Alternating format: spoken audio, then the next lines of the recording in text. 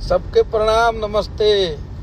जितना लोग देखा था नीजा, आप सभी के दिल से धन्यवाद और बहुत बहुत पूरा बधाई बा हमनी तरफ से, आप लोग के भी तरफ से हमनी के एक्सेप्ट कर लेनी जा। एगो हमार गाना आज 50 मिलियन व्यूज क्रॉस कर गई और ग्राउंड लेवल पे बहुत तगड़ा तरीका से बाज रहल बा वो गाना के। आप लोग बहुत आशीर्वाद प्यार देता नहीं जा।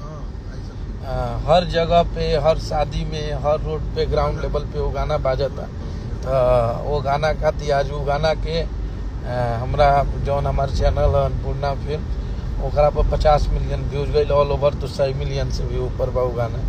तो आप लोग के आशीर्वाद प्यार आज ये गाना के मिलल, तो आज ये गाना बहुत बड़ा हो गई और हमरा लागत है कि ये गाना के आप लोग इतना आशीर्वाद प्यार दे रहल बनी जाए कि जल्दी से ही 100 मिलियन हो जाए, 200 मिलियन हो जाए। कहे से कि बहुत तेजी में ये गाना चल रहा बा। तो आप सबके प्यार आशीर्वाद ऐसे ही बनल रहो अपना भाई पे। हम सबके trending star, hit machine, record machine Khesari भैया को आप लोगों ने इतना प्यार देके भर दिया। ये गाना मात्र 26-27 दिन में 50 मिलियन व्यूज क्रॉस हो गया। तो ये हमारे लिए और हमारे भोजपुरी के लिए और हमारी टीम के लिए ये सुखद पल है और एकरा खातिर आप लोग के बहुत बहुत धन्यवाद बा कि आप लोग बहुत मेहनत करनी जाए। ये गाना में जितना भी हमनी के टीम में लोग काम के लिए बने, सबके बहुत अच्छा अभिनेत्री हमारी डिम्पल सिंह जी इस गाने में भैया के साथ अभिनय किए हैं। इस गाना को गाई है खुशी कक्कर, जो कि अभी भोजपुरी में बहुत अच्छा गा रही है और बहुत प्यारी बच्ची है वो, तो बहुत अच्छा गा रही है। अभी कंटिन्यू बैक टू बैक हम लोग अपना गाना उसके साथ कर रहे हैं, अच्छा काम कर रही है। और सबसे फास्ट, सबसे ब्लास्ट हमारे म्यूजिक डायरेक्टर आर्या शर्मा जी, आर्या भैया के म्यूजिक रहा। ज़्यादातर हमारे गाना आप सब देख ले बनी जब ये बनेला। तो आर्या भैया के आदर्श ने कंपोज किया था इस गाने को और वीडियो डायरेक्टर थे हमारे लक्की विश्वकर्मा जी।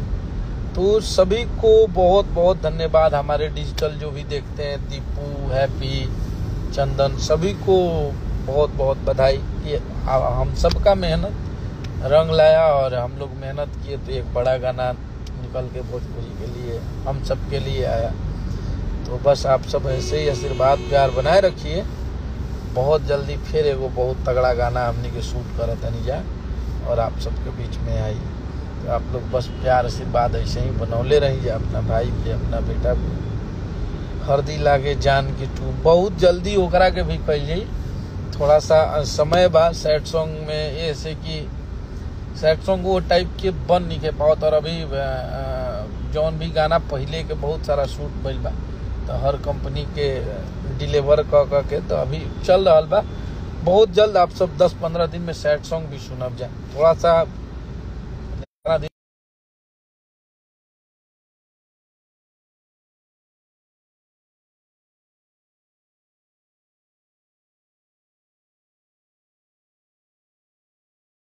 नहीं जा और आप लोग के प्यार मिलत रहो। बस हमनी की ये कहब जा, ये हमनी के तू रही। खेसारी लाल यादव भैया जी कहाँ हैं? वो भी हैं, सब लोग साथ में ही है बट अलग अलग काम में है सब लोग।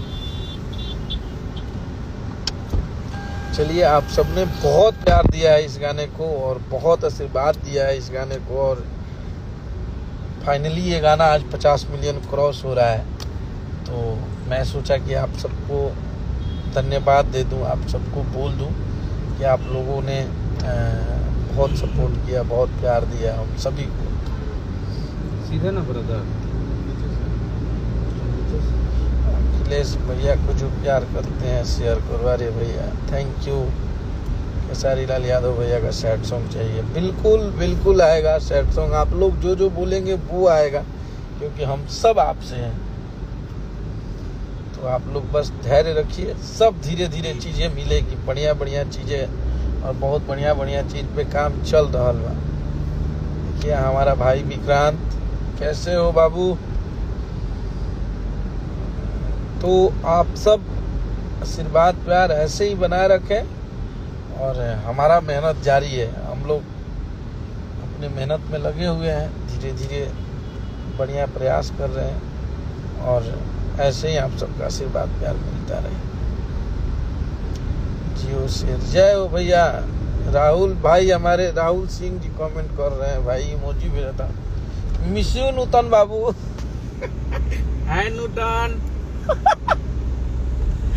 राहुल सिंह हमारे मित्र हैं और बहुत अच्छे सिंगर भी हैं और हमारे लंगोटिया यार हैं भाई। आज वो चले गए हम लोग के पास से, तो हम लोग को बिल्कुल मन नहीं लग रहा है राहुल भाई के लिए। लव यू ब्रो, आप जल्दी से आ जाइए हम लोग के पास। नमस्ते भैया सभी को, नमस्ते, प्रणाम आप सबको।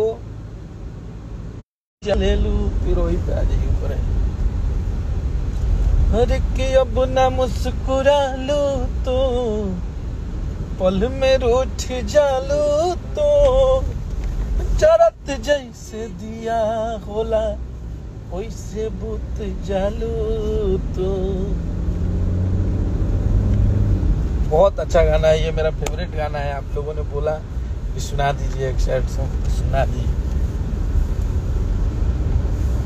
चलिए आप लोग के लिए बहुत जल्द सैड सॉन्ग लेके आएंगे हम लोग। जितने भाई देख रहे हैं सभी को धन्यवाद। आप सब ऐसे ही इस गाने को रिकॉर्ड बना दिया आप लोगों ने, और ये अपने आप में एक रिकॉर्ड है कि 25-26 दिन में ये गाना 50 मिलियन पार हुआ है।